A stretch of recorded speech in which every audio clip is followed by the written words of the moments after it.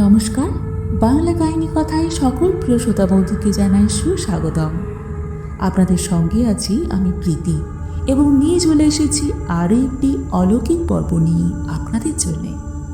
আপনারা শুনছেন লেখক ত্রৈলোক্যনাথ মুখোপাধ্যায় লেখা ভৌতিক গল্প পূজার ভূত। এটি প্রথম পর্ব।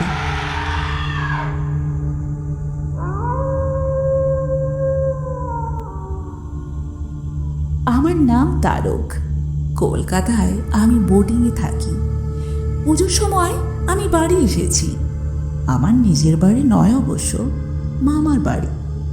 মামার বাড়িতেই আমরা মানুষ হয়েছি, আমি এবং আমার বোন প্রভা।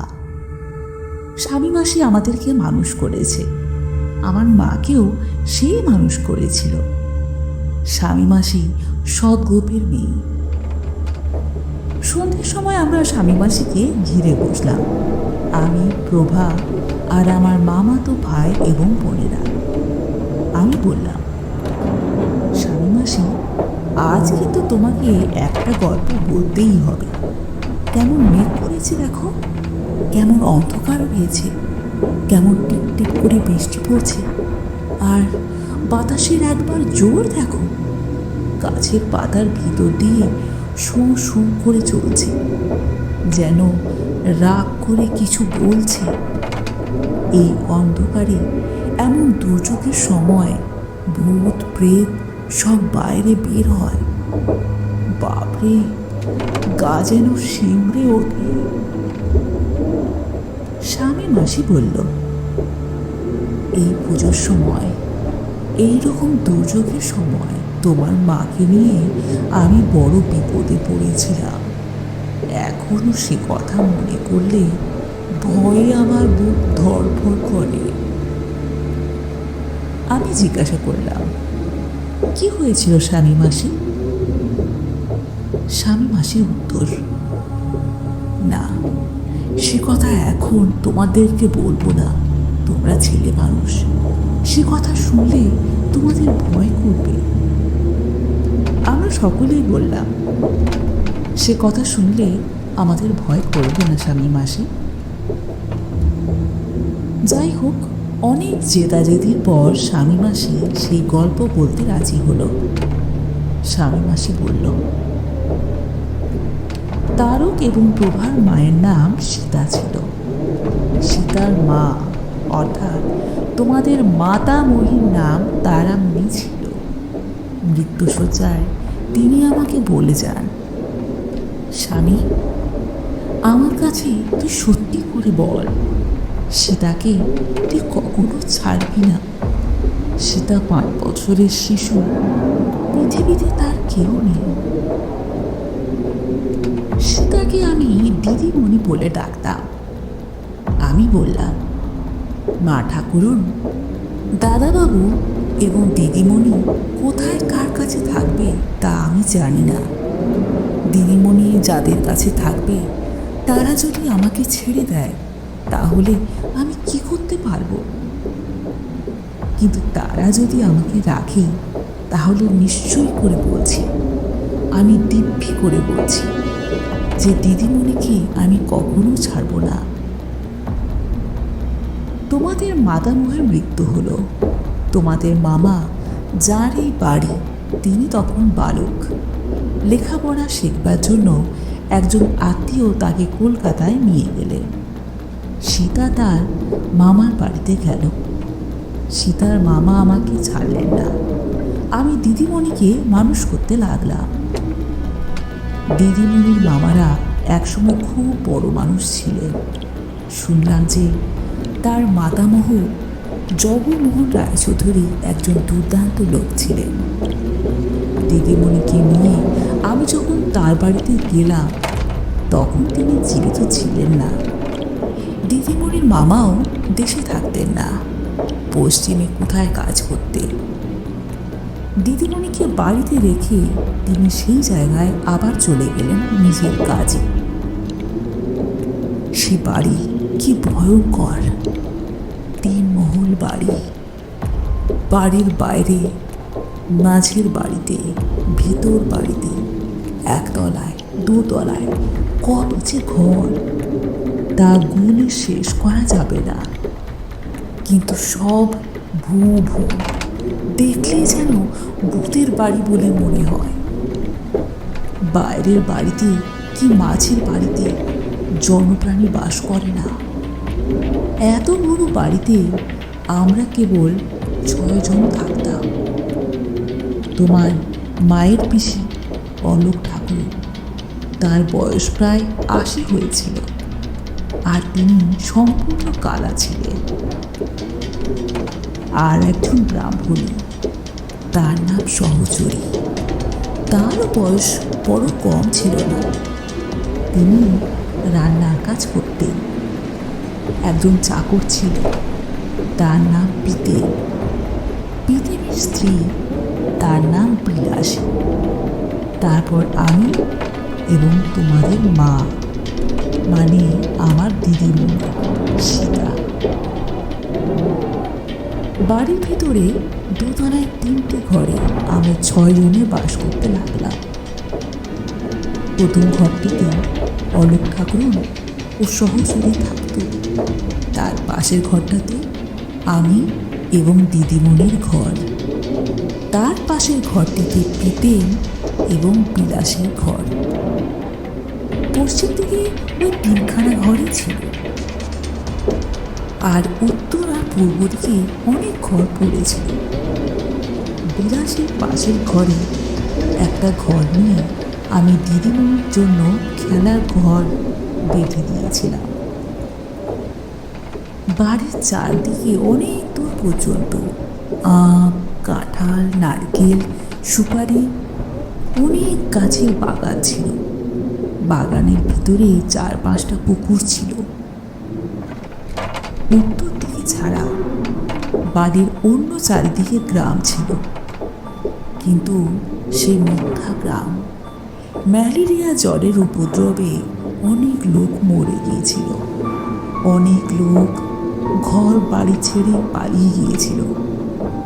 বাড়ির উত্তর দিকে ছিল মাঠ। যত দূর দেখতে পাওয়া যেত তত দূর পর্যন্ত ধূ শুধু মাঠ। শ্মশানের মতো সেই বাড়িতে গিয়ে আমার মনে হলো, ও মা, এই বাড়িতে আমি কি করে থাকবো? ভয়েই তো মরে যাব।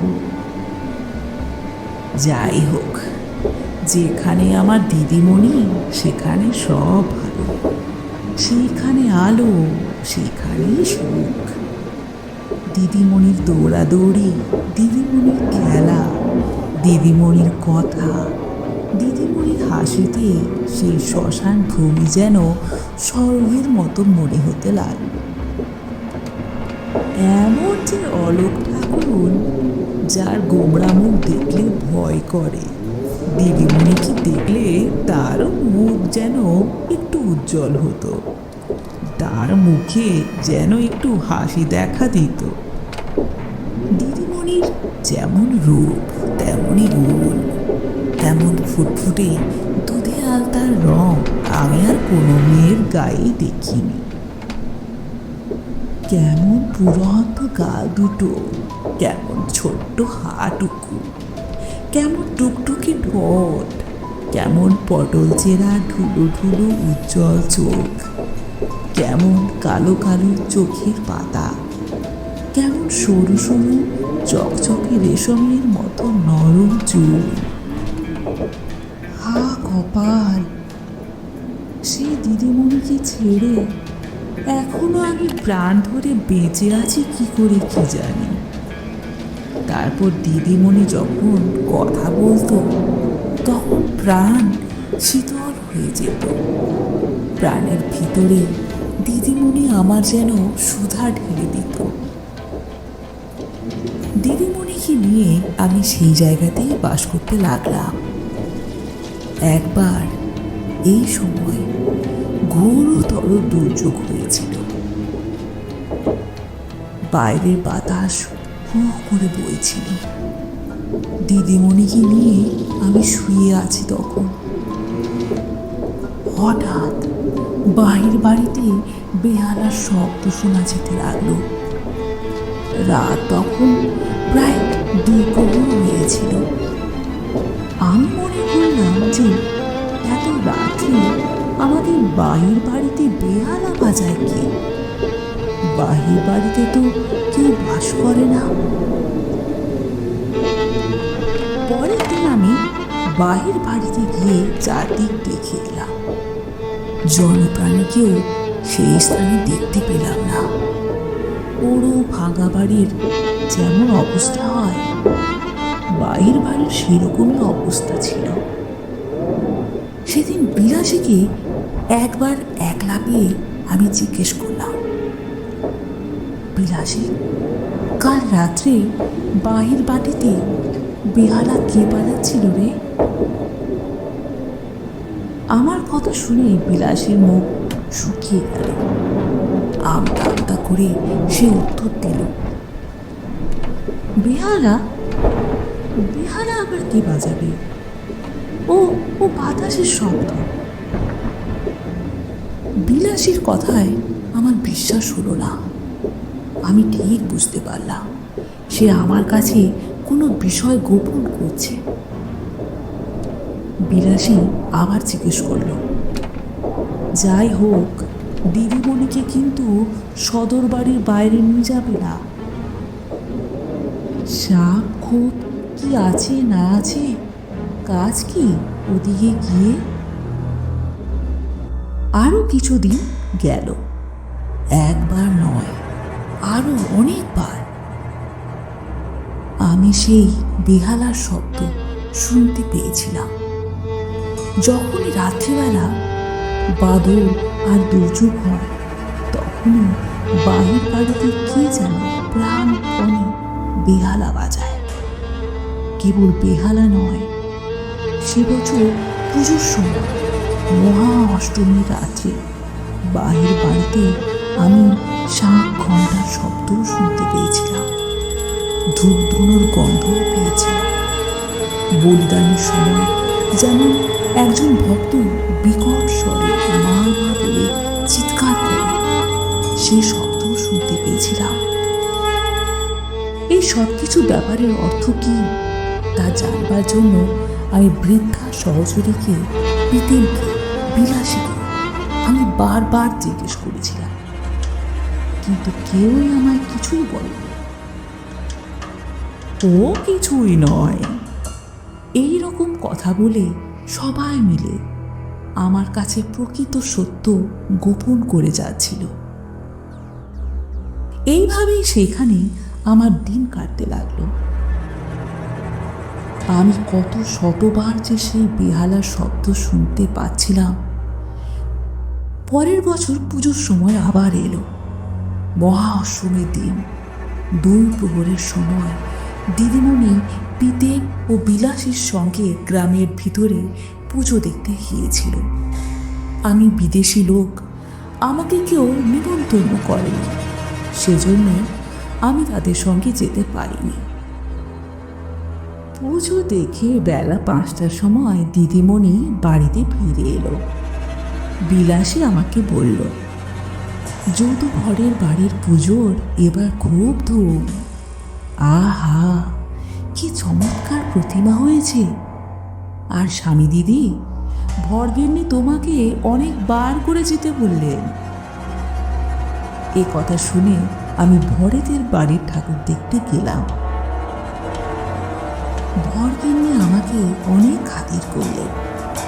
অনেক অনেক করে খোল, মুরগি, নারকেল, সন্দেশ, রসকলা আরও কত কি যে আমার কাপড়ে বেঁধে দিলেন। ফিরে আসতে আমার সন্ধে হয়ে গেল।